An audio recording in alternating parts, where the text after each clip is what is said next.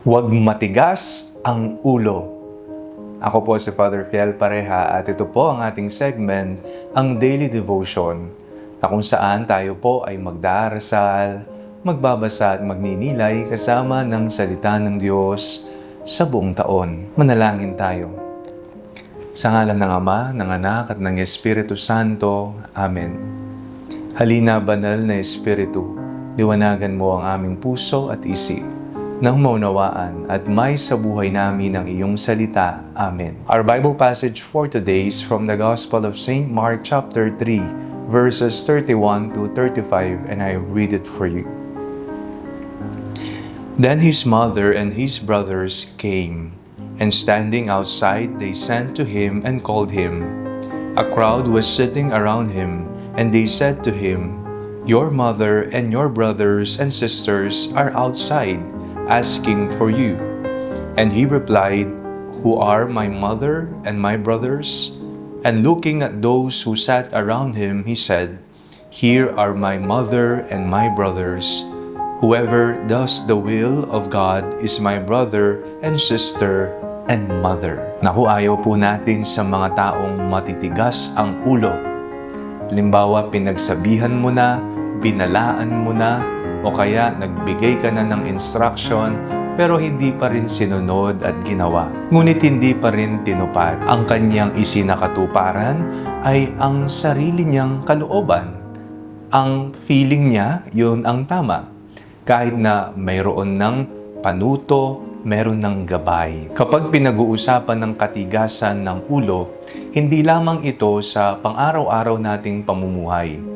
Maari din natin itong iangkop sa ating buhay pananampalataya.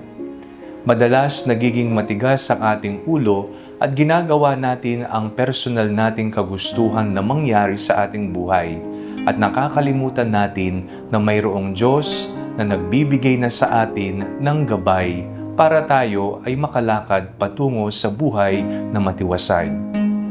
Sa ating pong binasang ebanghelyo ngayong araw na ito, may naghahanap sa ating Panginoong Hesus. Sinabihan siya, ang iyong mga kapatid at ang iyong ina ay nasa labas at tinatawag ka. Pero ano po ang naging tugon ni Hesus? Sino nga ba ang aking ina? Sino nga ba ang aking mga kapatid? Sila na gumagawa sa kalooban ng Diyos. Paano natin masasabi na tayo ay tunay nga na tagasunod ni Hesus o bahagi ng kanyang pamilya kung tayo ay gumagawa sa kanyang banal na kalooban? At ito ay makikita sa ating pang-araw-araw na pamumuhay, sa mga desisyong ating ginagawa, sa mga salitang lumalabas sa ating mga bibig, sa mga kilos na ating isinasagawa. Ito ba ay ayon sa katuruan ng Diyos? Ito ba'y ayon sa kalooban ng Diyos? O ginagawa lamang natin ang mga ito dahil gusto lang natin? Nakikita pa rin ang ating sarili. Nawa dumating ang panahon na hindi na matigas ang ating mga ulo.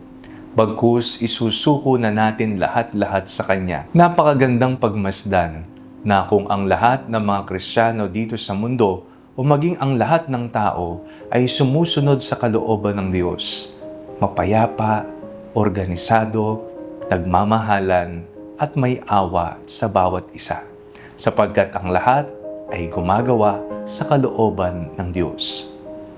Manalangin tayo. Panginoon, patawad po sa mga pagkakataon na hindi po namin ginagawa ang iyong kagustuhan at mas inuuna namin ang aming sarili. Amen. Sa ngalan ng Ama, ng Anak at ng Espiritu Santo. Amen.